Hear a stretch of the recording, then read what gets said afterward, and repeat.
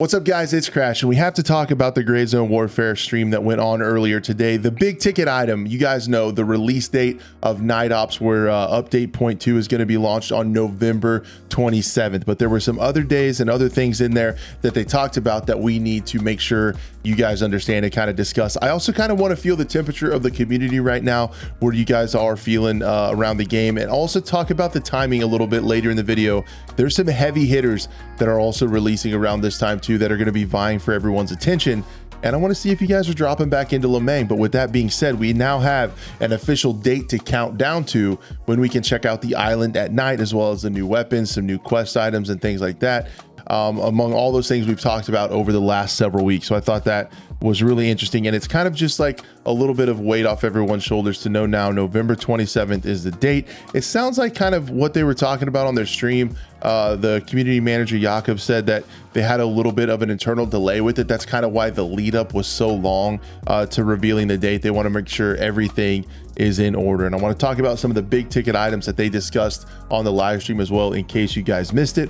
One of the things that's really important is the game is going on sale. Now, just the standard edition is going to be going on sale with the Steam Autumn sale, which happens to launch on the same day. So November 27th, there's going to be a discount on the standard edition.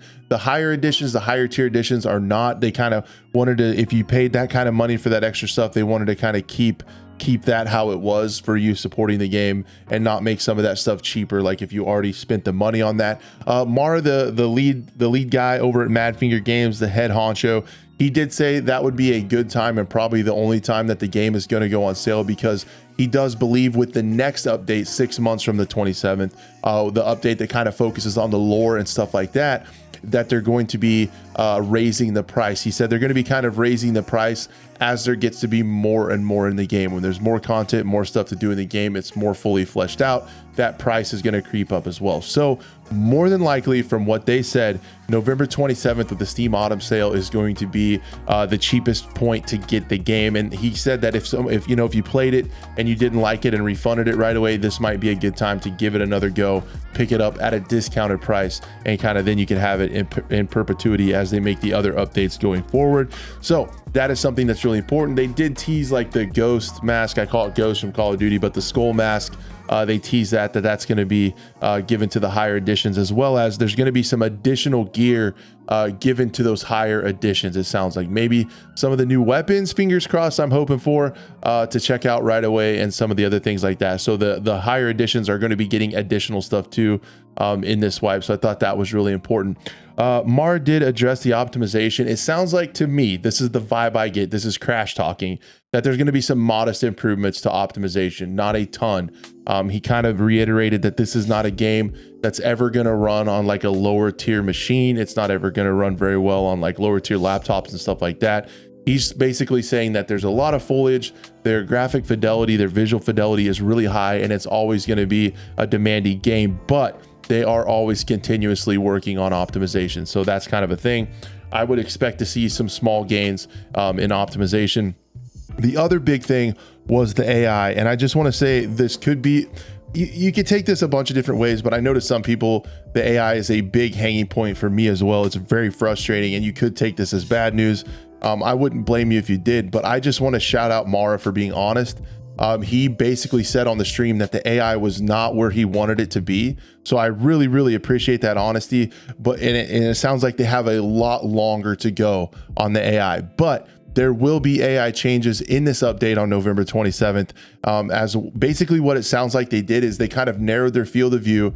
They slowed their reaction time. They kind of decreased their aim. So they're going to be more manageable. He said the one taps are going to still be possible, which totally makes sense because you can, get killed by a bullet in real life, but they're going to be far less and hopefully less frustrating. So it sounds like with this update, the AI has been worked on, and it sounds like it's going to be a fair amount easier to deal with and hopefully not as frustrating and causing you guys to lose your gear when you don't feel like you deserve it. I think that's the big thing, right? Like when you get one tap from the hip from downtown and you lose your gear, or it's really hard to get your gear back, something like that, that's when it's frustrating. And hopefully this cuts down on that. But it sounds like AI is going to be continued to be worked on. Mara did also say he wants to do a deep dive into the AI starting early next year at some point, kind of after they come back, after everyone comes back from the holiday next year, potentially in the lead up to the next update, the lore update, which he's very excited about and already wants to talk about because he's excited about the lore. I think I am too. I think when the lore update comes out and there's more reasons to explore and things like that to uncover stuff on the island, I think that's when I'm going to probably sink even more time into the game. I'll be interested to see Night Ops for sure. We'll definitely get some time in on the channel for sure and cover everything that's going on, but I'm excited for the lore, let's just say that, but also a deep dive into AI. It sounds like we're going to get a peek behind the curtains when it comes to AI. The other thing that I thought was really interesting that we maybe didn't hear about right off the bat, or I haven't heard about, maybe I forgot it because I am getting old, is that there's going to be hidden quests. So there are going to be some hidden quests on the map. I'm not sure how you're going to find them. They're not going to be in the main menu. That wasn't exactly made clear to me, but it does sound like there are going to be some hidden quests that people will be able to find and hopefully get some cool stuff and be able to figure that stuff out. So extra stuff to do in the game that I hadn't heard about before. But overall, guys, what do you think of the timing of this? I'm really hopeful for this game. I want it to continue to succeed and see these folks get it to their vision and to where it needs to be. But you just start to see like how challenging it is for a indie studio to do a game this ambitious. And I'm really rooting for them because it'd be cool to see more be able to complete it and get this kind of stuff done, because you think about the timing and how difficult it must have been to select the timing. If you guys don't know, I mean, November 27th, you're a week out from Arena Breakout Season 1, which I've been talking about on this channel because it's really impressive. You're kind of sandwiched in between Arena Breakout Season 1 with all that content, all that optimizations and graphic updates of that game, sandwiched in between the release of Delta Force, which is going to be December 5th, right? To be able to hop into that extraction mode, which is incredibly well done. We heard on a live stream today that they've been working on that game for 4 years with the massive budget of Tencent behind it. So you're competing with that, as well as, I kind of forgot about this until people were talking about it in chat, but Stalker comes out on November 20th. So you're a week after Stalker, Arena Breakout Season 1, and you're sandwiched in between like Delta Force, and you kind of have Call of Duty Season 1 going on too. I don't know if that's necessarily really in the same space, but there are a lot of heavy hitters in the extraction space all of a sudden. When the game launched, Tarkov was going through the drama with the Unheard Edition. There hasn't been a lot of stuff, but all of a sudden we have these competitors from Tencent, as well as Stalker 2, which has been, counted down and delayed, and really excited and much anticipated entry into the Stalker franchise.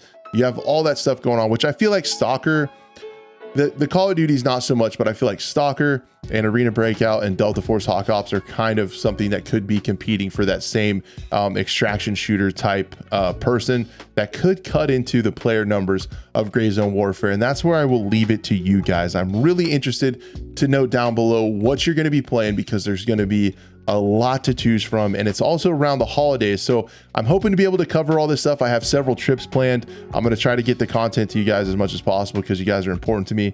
But I will be missing some stuff. We're running into the holidays as well, but we will get to all these games. And the fact that you guys made it to the end of this video, I really appreciate it. Let me know what you're going to be playing when we have all of these options. I would love to know, and thank you so much. And I'd love to see you on the next one.